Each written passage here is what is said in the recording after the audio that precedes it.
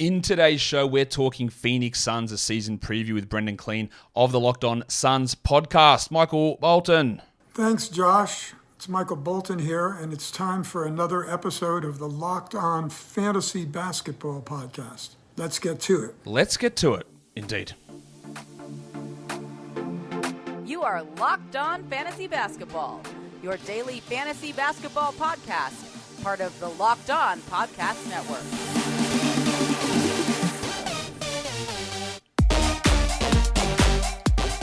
Hello and welcome to the Locked On Fantasy Basketball podcast, brought to you by Basketball Monster. My name is Josh Lloyd and I am the lead fantasy analyst at basketballmonster.com. And you can find me on Twitter as always at redrock_Beeble, on TikTok at redrock_Beeble, and on Instagram at Locked On Fantasy Basketball. Thank you for making Locked On Fantasy Basketball your first listen every day. We are free and we are available on all platforms. Remember, if you want to get into the FBI Locked On Fantasy Basketball World Cup, the entry form is in the description on the show notes on YouTube and in the podcast format. So go check that out, enter it in, and by the end of the week, you will get notification if you are in or not. But now we're here to talk Phoenix Suns. Hopefully, unlike the Rocket show that was out earlier today, we don't have the technical difficulties. I think we've sorted them out in the back end. They're still there, but I think we've got through okay.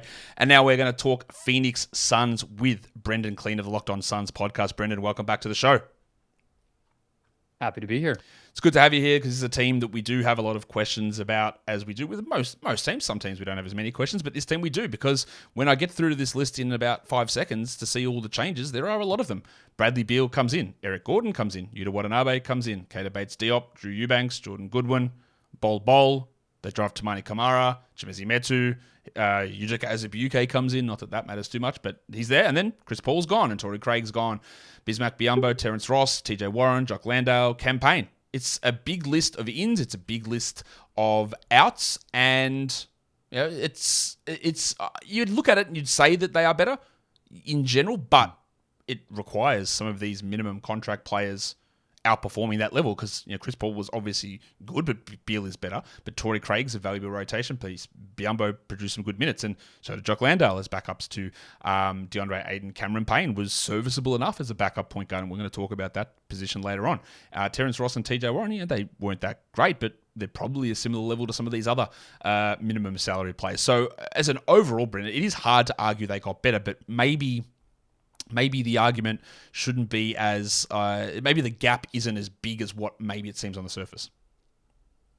It's all about what you compare it to, right? I think from a transaction standpoint, it's a lot of best with what they had. From a team success standpoint, I would expect on the whole for the regular season to be better for them. They were just destroyed by injuries last year. Obviously, Durant only played 8 games, so even a season full for Durant, whatever that looks like in 2023, should be a boon for them. And I do think that the improvement from Chris Paul to Bradley Beal, both from a reliability and availability standpoint, but also production and giving this team more weapons to create offense, will be helpful. I guess the question is how helpful, what his role is actually going to be. And yeah, what some of those role players are able to do compared to the lack of performance from some of those other guys last season. But to me, I mean, on that side of things, the only real miss that I feel like we saw them, maybe you could make a good case that they made, is not retaining Jock Landale. I think he's really the only one who had solidified and proven himself of that crop. Maybe that's a guy that they wish they had brought back, but Drew Eubanks had a pretty solid season for Portland. At the end of the day, it's a backup. So I feel good about what they did. I think they will be better. There are a lot of unknowns. I think the other one that I would look at is maybe Torrey Craig, who is at least familiar with the players on the team and the system, even though there is a new coach there. He's familiar there. He provides a role that's maybe a little bit similar to Yuta or to Bates-Diop, even just as a defensive big who has his limitations, but so do the other guys that they signed. But yeah, I would say maybe that one. And yeah, I think the difference between Landale and Eubanks isn't necessarily huge. It might even be that Eubanks can be as good, if not better, than Jock Landale on a night-to-night basis. But Landale was really impressive last season. But I don't think a lot of people saw Eubanks produce some really productive games for Portland down the end of the season as well. So there is a lot of change there. We're going to talk about the major players a little bit later on. But as we head into the season, Brendon, unless I am incorrect, I think there is full, clean bill of health for this team. I think you're right. We'll see what happens if anybody gets any nicks or bruises between now and the start with kind of some international basketball stuff, but nothing right now, which is very lucky. Yeah, and that is a thing that obviously derailed this team last season with injury to Devin Booker across the Christmas period. Kevin Durant, obviously, when he arrived in that sprained ankle. Chris Paul in the playoffs. And Bradley Beal had his own injuries. These are the four main guys. Deandre Ayton had the rib problem through the playoffs. So all of those, their five starters dealt with injury issues throughout last season that weren't necessarily insignificant. So at this point, we're good. But yeah, of course, we don't know how long that is going to last. Now, your projected starting five is actually a little bit different to the one that I put out a few days ago, Brendon, because there is really one pressure point in this starting five. We know that Bradley Beal, Devin Booker, Kevin Durant, and DeAndre Ayton are going to start. You've gone with Bates-Diop in there. When I put it out, put Josh Okogie in there. I actually do believe that Bates-Diop would be the better option in that spot. What makes you lean that they will go that direction? It's a few things, and I think it goes back to the Eubanks comments that you made a second ago, and a name we haven't said yet, which is Frank Vogel. And I think what they did personnel-wise, what we know his philosophies are going to be defensively, it just seems like they're going to want to switch a lot and have size and just take away the paint and take away the rim. And DeAndre Ayton will be a big part of that, but so will Kevin Durant, and I think so could Bates-Diop, not necessarily as a rim protector, but somebody who can take up space, be a helper, use his length and size, and bulk in a way that Josh Okogie just doesn't have. At, I think he's listed at 6'4", 6'5". I'm not sure he's even that tall. So it's a difference there. I think the one question that will guide who you end up thinking they should go with or who they choose to go with is going to be what type of defense do they think their stars are missing. And so what Okogie would do is be more of a point of attack defender. And you could make a very compelling case that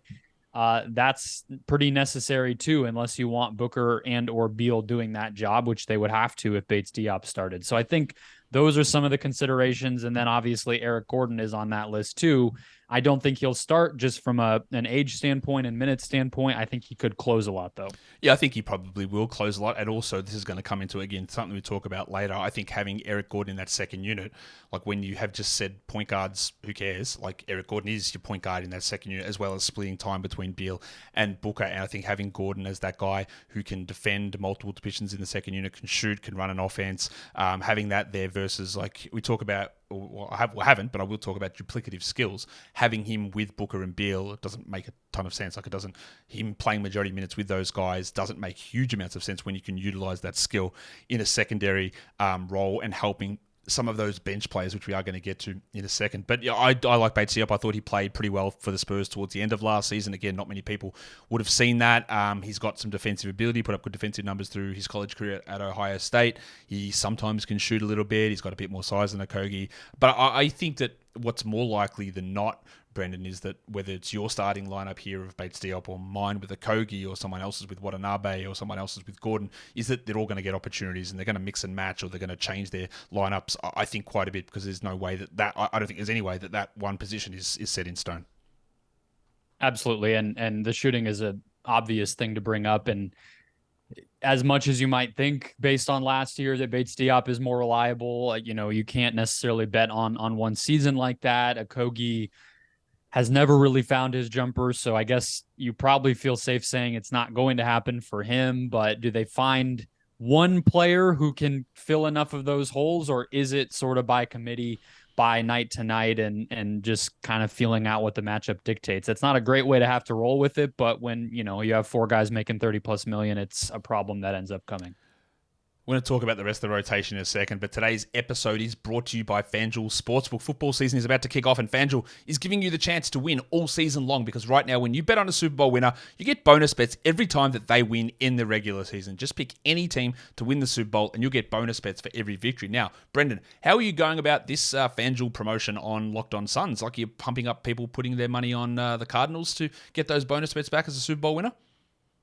I would be giving cruel advice, unfortunately. No, I've been saying like a Raven, somebody kind of in the middle. You want the value, but you want somebody who you know is going to pile up wins in the regular season. That sweet middle. Yeah, that is a good way to go. I've been looking at more of the higher end teams, the teams that you know are going to win double digit games, and just get the bonus bets in, and then do whatever you want with those bonus bets, and then you can use those bonus bets on how many games the Cardinals are going to lose. It's going to be a lot, and you can do it on spreads and money lines and over unders and player props, and I don't think you can bet on how long it takes for what's his name, Jonathan Gannon, to get fired. Maybe that's available over on FanDuel as well.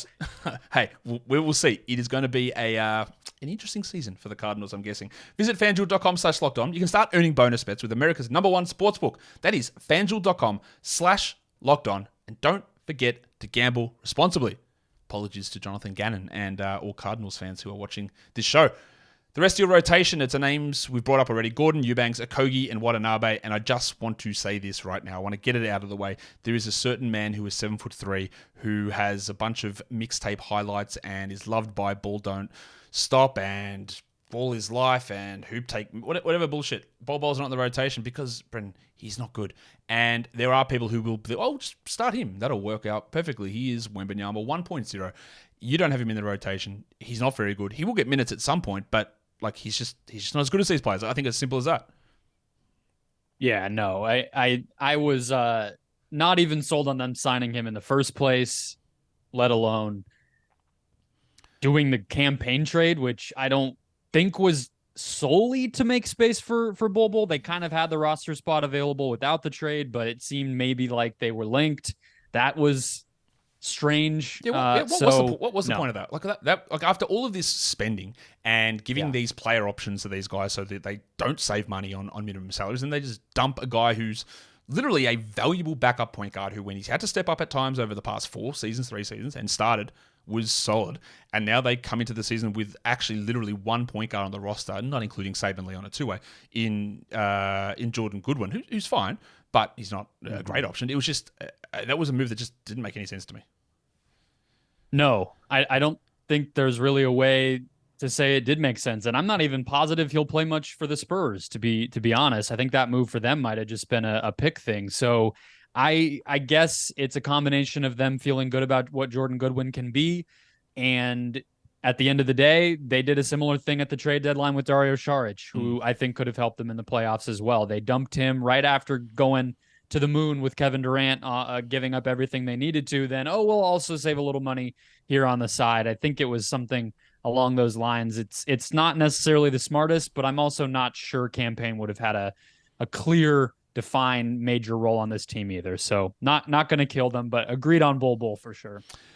Bol will play at times, but honestly, I know he can block shots, but he's a bad defender. He's a bad offensive player. He shot poorly last season. He had some decent moments, there's no doubt about that, when 7 rotation players are out for the Magic, and maybe when that happens, he gets in, but don't rely upon him for anything reliable. And what people will look at on this roster, or maybe they don't, but I'm going to point it out to them, is you've got 9 guys in this rotation. I tend to agree with that.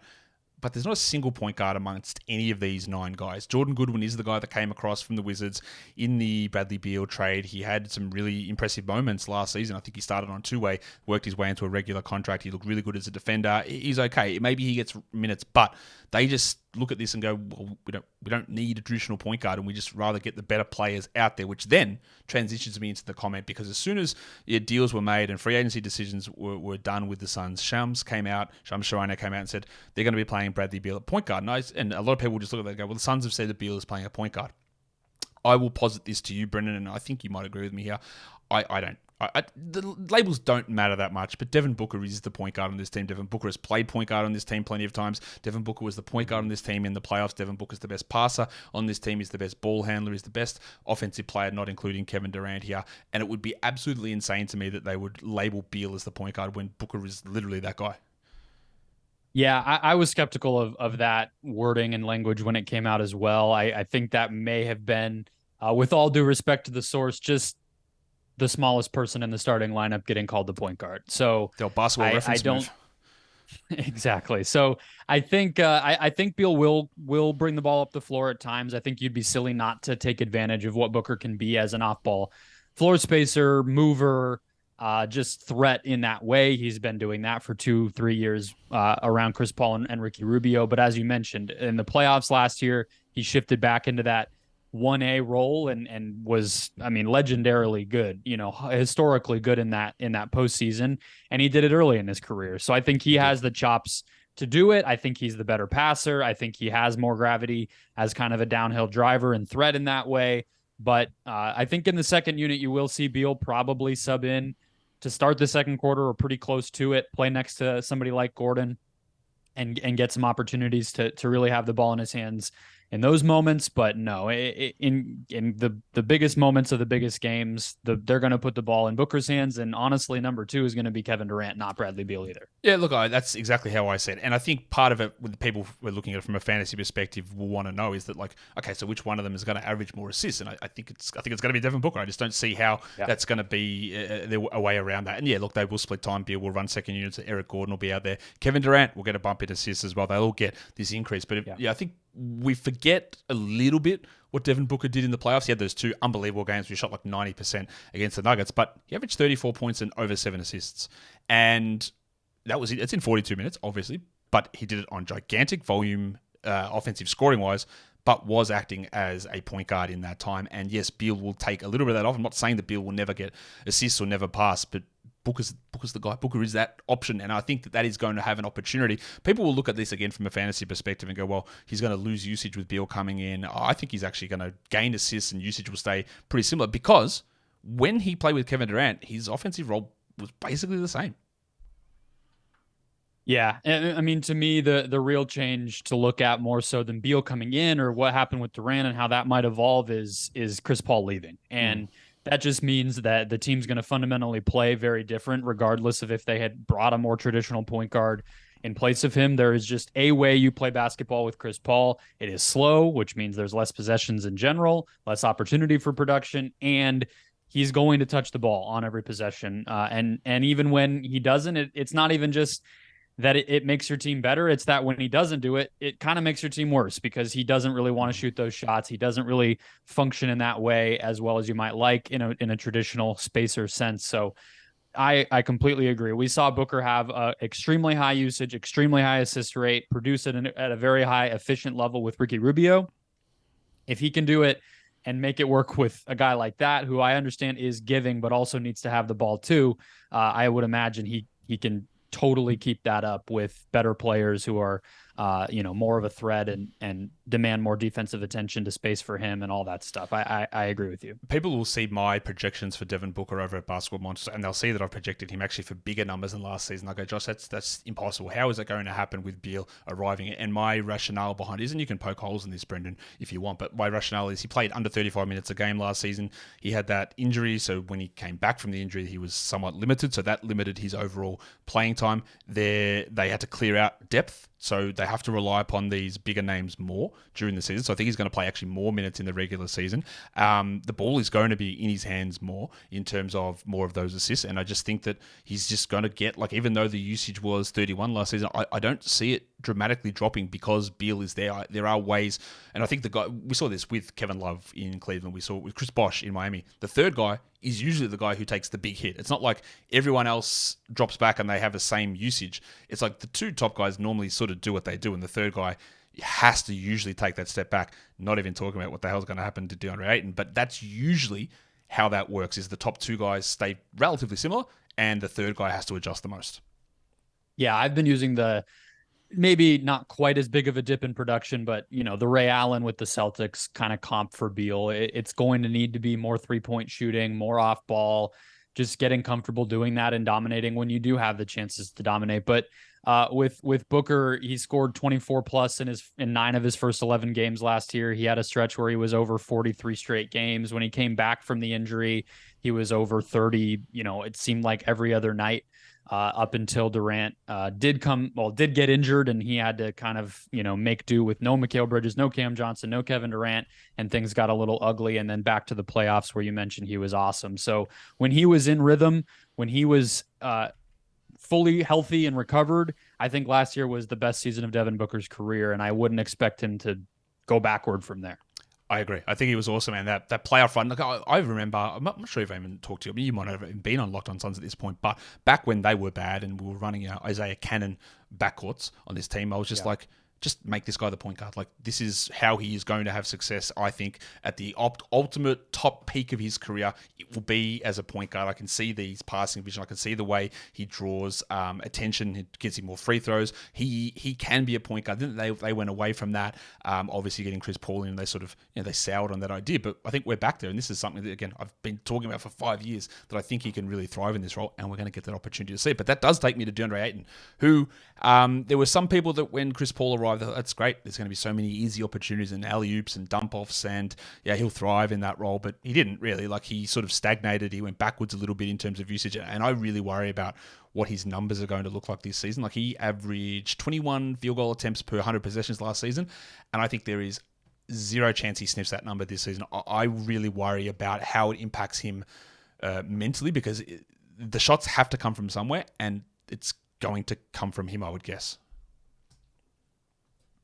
It's an open question. I don't think there will be shot attempts for him. I think that we agree on completely. I think that there's a way for him to maybe at least equal his production from last season. In spite of that, I think, if you're seeing him own the offensive glass in a way that he really dropped off doing the past couple of years, if you're seeing the team in general be more effective in transition, then you could imagine him benefiting there. He always has, but if it's even more of an emphasis, if their transition defense and defense overall are even better, you could imagine some easier shots that he's able to get running the floor, which is not something he always does when he's, at his kind of lower effort moments.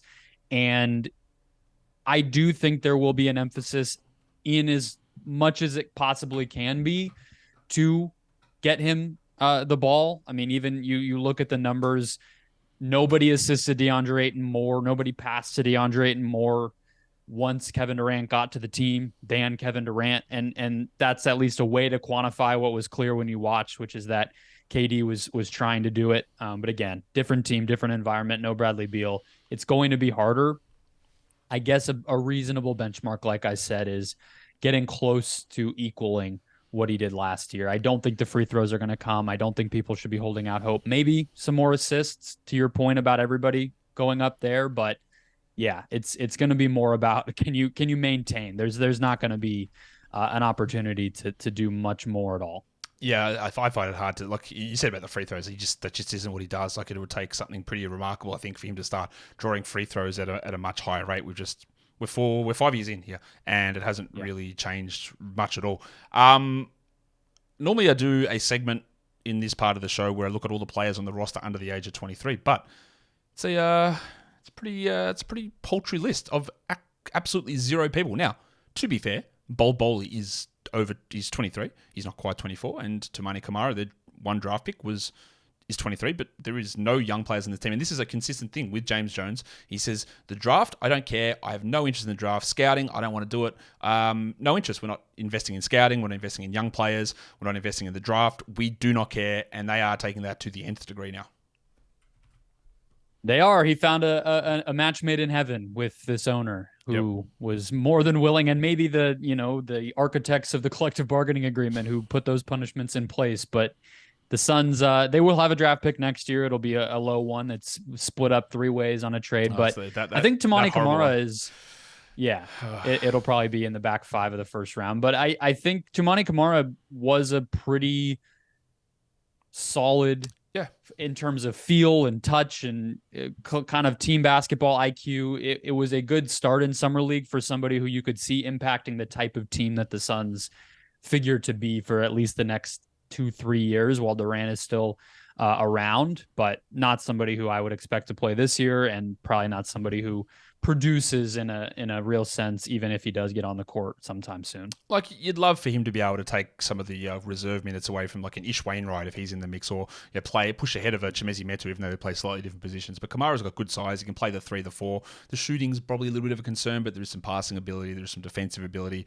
I do like him as a player. I think it was a great investment at that pick, but and he fits perfectly what they need. This sort of biggish guy who can defend out on the wings theoretically, and maybe it is next year that he's able to force his way into a rotation role because Bates-Diop didn't work out, or Okogie, you just completely shit the bed with his shooting and that never returned, or Watanabe couldn't regain the shooting touch that he had in Brooklyn. So I think it's a smart pick to get in there, but again, is another player that's over the age of 23. What about the head coaching change? Because I just quickly touch on Monty Williams. The reputation of Monty Williams, Brendan, was he's a great players coach, just great for harboring and fostering great relationships. Yet, he pissed 2 players off on this team. One of them who just refused to play in Jay Crowder, and they traded him away really for nothing. And the other one was Deandre Ayton, who they had a tumultuous relationship. So we know that there were failures in the playoffs the last 2 years, but how much do you think the removal of Williams was to do with the I don't know if locker room discord is the correct term, but again, for a guy whose reputation was built on great guy, fantastic reputation, the players love him, to have 2 guys just seem to hate him really and cause that division, like that had to be a part of it. It absolutely was. I mean, you even could probably add Chris Paul, who coming off the Maverick series in 2022, there were reports of those 2 having a falling out. And I think at the end of the day, the inability, I know it's Chris Paul. I know a lot of coaches outside of, I guess, Mike D'Antoni have tried and failed to kind of adjust around Chris Paul. But I think there's something to be said for losing that battle as well in terms of control of the offense. Maybe that's giving Monty too much credit to say that he was trying to fix things and it just didn't. I don't really know the honest truth of those 2, but I think it's both. I think that the interpersonal stuff clearly played a role. I think it's exactly, unfortunately for Monty, unfortunately for, heaven forbid, the Detroit Pistons in 3 or 4 years.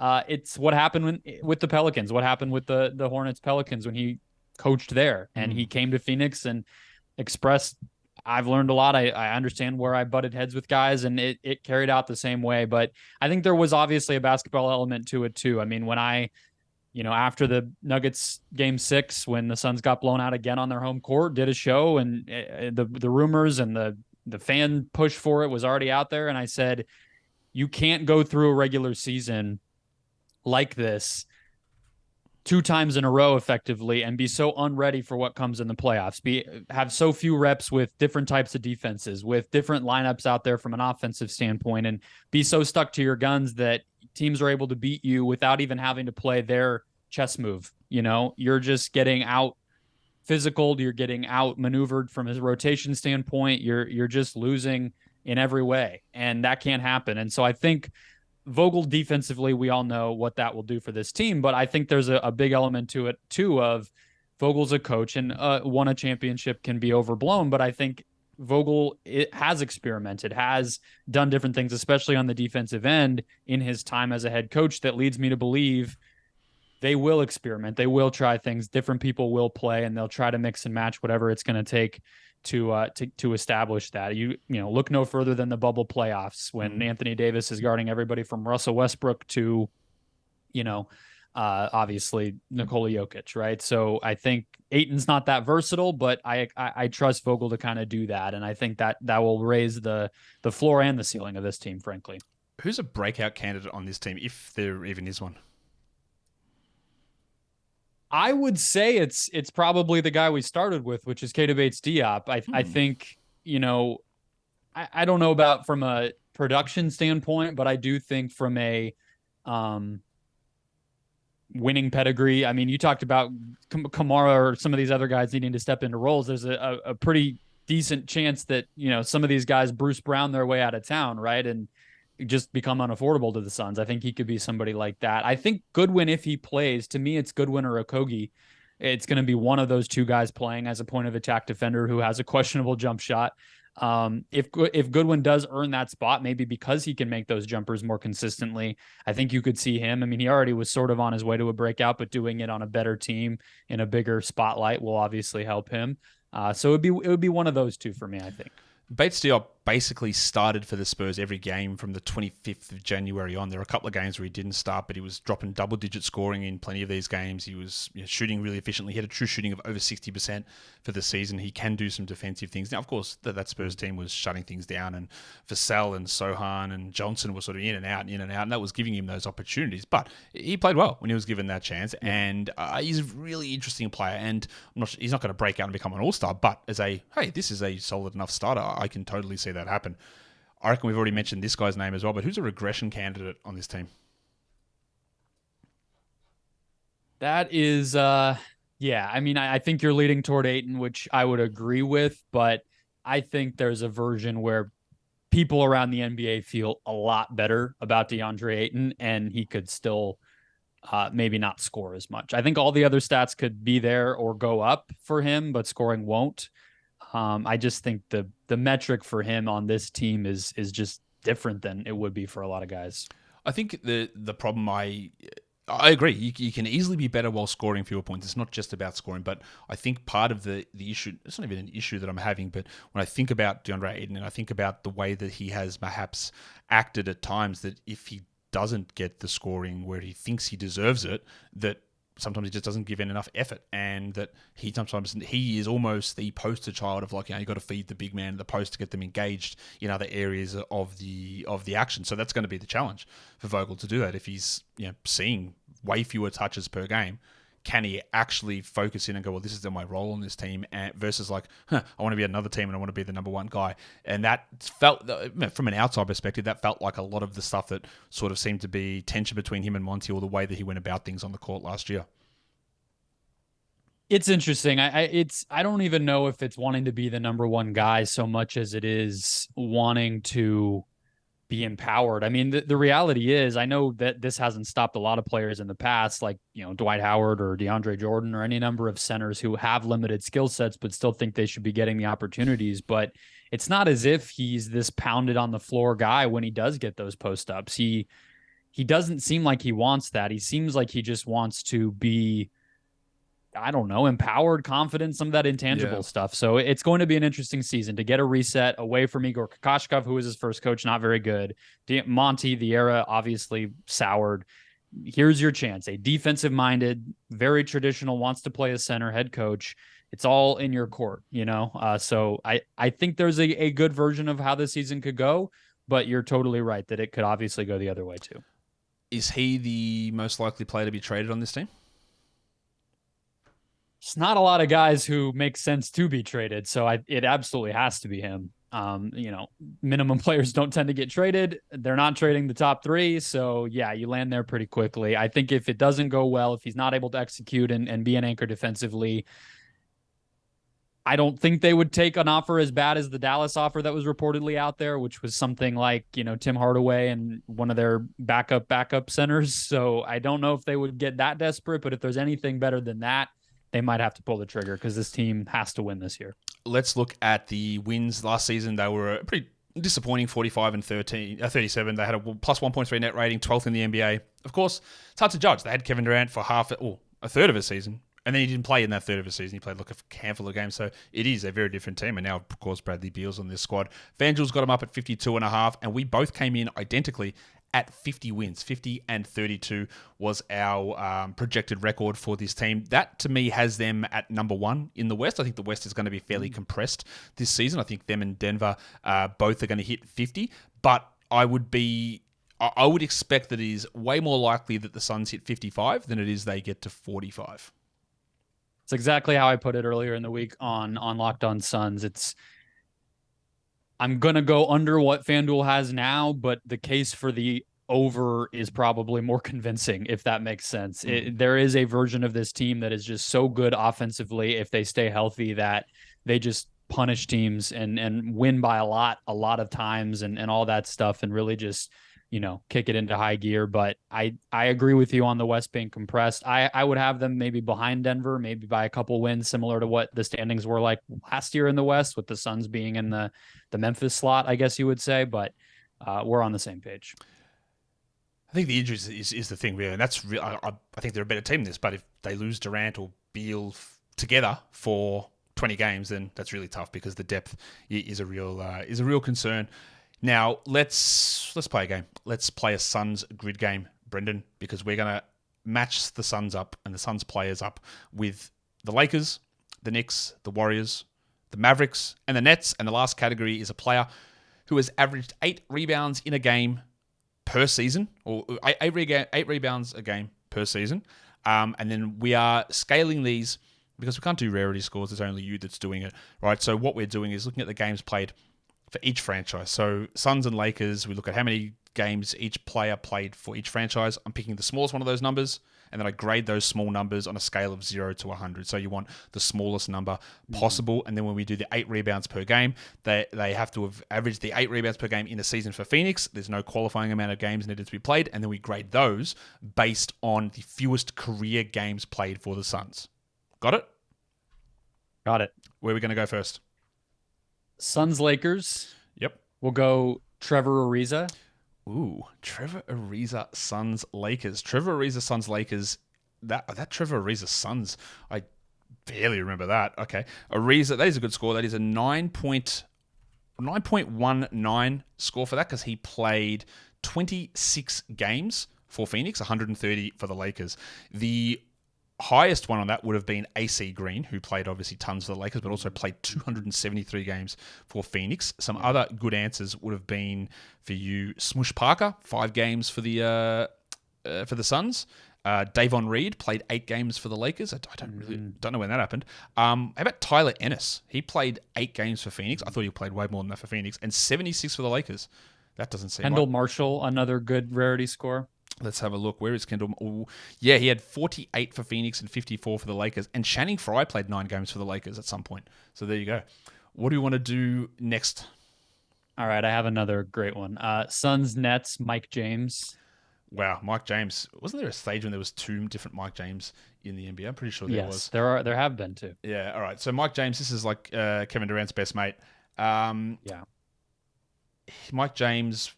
Did he start for this team? And that was back when I was saying Devin Booker needs to be the point guard. He started in 2018-19. Yeah, so make Devin Booker the point guard. That is a good score of 3.90 for Mike. He played, what did he play? 13 games for Brooklyn and 32 for Phoenix. The highest score one here was Jason Kidd, of course, with big amounts of games for both of these franchises. In terms of some other really interesting ones, Chris Humphries played 4 games for Phoenix. That was one you could have gotten. Shaq Harrison played 2 games for the Nets at some point. What about the one game that Jamal Crawford played for the Nets in the bubble? Yeah, that would have been the best one. Yeah, that is the best one. Now I see it and I go, yeah, I remember that random game that he played, but that was it. I think he was just bored during the pandemic, wanted something to do. Sounds about right. Joe Johnson would have been one there as well, but he would have played a ton of games. And yeah, he played heaps. All right, what are we going to do next? The next one that comes to mind is Suns Mavs, which is Sean Marion. Sean Marion, because he did not play. I don't think he played a huge amount for Dallas. Yeah, it's not going to be a great score, but no, it's not. It's rough. Because he played obviously a ton for Phoenix. He played 660 games for Phoenix, but he also played 361 for Dallas. That is. I thought it was going to be much lower for Dallas. That's an 88. I was confusing it with the Raptors, where he played like 40 games for them, but no, he played a lot there. 88.45. It wasn't the worst score. Steve Nash would have given you the worst score there. What a good score would have been is Quincy Acey. That would have been a good one because he played 6 games for Dallas and 10 for Phoenix. Another good score could have been Marquise Chris, who played a handful of games for Dallas, or Seth Curry playing 2 games for Phoenix. That would have worked out too. Do you remember those 2 games for Phoenix for Seth Curry? Because I don't. Yeah, he was here. He played Summer League for the Suns as well, I think. So was he? It was a little longer of a stretch. Was he there before he was in Sacramento? He must have been.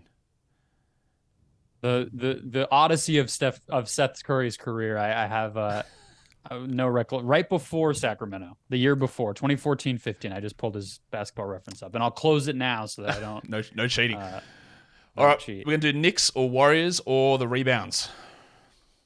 The Knicks and Warriors I put off because I thought something would come to me as I was sitting here, and I'm not gonna do Amari Stoudemire, but I will do Tyson Chandler, Suns Knicks. Tyson Chandler, Suns Knicks. That Tyson Chandler little period playing for Phoenix was a little strange. That was when they were trying to get LaMarcus Aldridge, wasn't it? Yes. And then that didn't happen, so they ended up with Tyson Chandler. And the one thing I remember from Tyson Chandler is being in the background of that Devin Booker 80-point game photo. He's just there looking like, what am I doing? That's one of those ones that I always just remember him sitting there in the back of that photo. I think that's how he felt his whole time in Phoenix, to be honest with you. 36.36 is not a terrible score. It's not the best one. The best one, where am I on the right? No, I apologize. That was me looking at Tyson Chandler on the Phoenix and Dallas side of things. So I'm going to go look at Tyson Chandler on the Knicks. Actually, it's a worse score. That's worse for you because it's a 64.96 on the Knicks side of things. It's all relative to the other guys available. So let's have a look at that. I'll correct that number. Who else was on that list that would have been a good one? Matt Barnes played 6 games for the Knicks. There's one for you. Jimmer Fredette. How about that? 6 games for the Suns and 2 for the Knicks. Daniel House Jr. played 1 game for the Knicks at some point that I don't know when that happened. And the worst score would have been Amari there, who played obviously 500 plus for Phoenix and 250 plus for the Knicks. And then Dick Van Arsdale, also an option there. So we are left with the Warriors. We are left with the rebounds per game. What are we looking at? Okay. Suns Warrior. Well, let's do Suns the rebounds. Okay, so let me go through this and tell you just how many of them there are first, so you get an idea of how many players have done this. There's 25 players in Suns history who have averaged 8 rebounds per game in one single season. Again, it could have been 80 games, it could have been 10 games or whatever, and then we're grading it on career games played for Phoenix. Greg Monroe.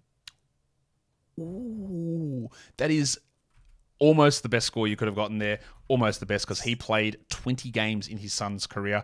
That is a 1.63. The best score would have been the aforementioned Chris Humphries, who played 4 games for Phoenix and averaged 8 rebounds per game. The worst score would have been Alvin Adams, who played almost 1,000 career games for the Suns. And then you've got some other... Shaq only played 100 games. He would have been not a bad option. Only 100 games in his son's career. Last one is the Warriors. So what are we doing here? Even off the top of my head, I'm trying to think of who fits that bill. I've got one name but it wouldn't have been a great score. Now I've got the list in front of me. You said Matt Barnes, so I'll go with him. Matt Barnes. That is, he obviously played for both teams. He played 77 games for Phoenix and 100 odd for the Warriors. That gives you a score of 47.2. Not bad. The other options we had there, the one I was thinking of was Marquise Chris, but he played quite a few games as well. The worst one was Jason Richardson, because he played a lot of games there.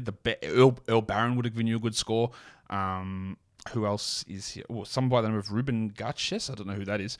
And who else was it? Oh, Tim Legler. There you go. Tim Legler played 11 games for Phoenix at some point. And Brendan, that'll do it. That's the end of the show. Thank you for participating in my stupid little game, but also for talking about the Suns on this show, and tell people what is cracking over at Locked On Suns at the moment. We are starting season preview daily in the beginning of September, so tune over there for what is one of the craziest teams in the league. So yeah, I'll have you covered. It's going to be really intriguing to see how everything meshes with this squad. We're going to be watching intently, and we're going to be tuning in to Locked On Suns. Thanks again for coming on and chatting with me, Brendan. Thank you.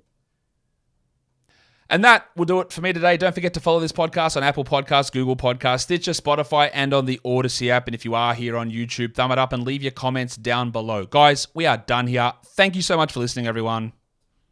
See ya.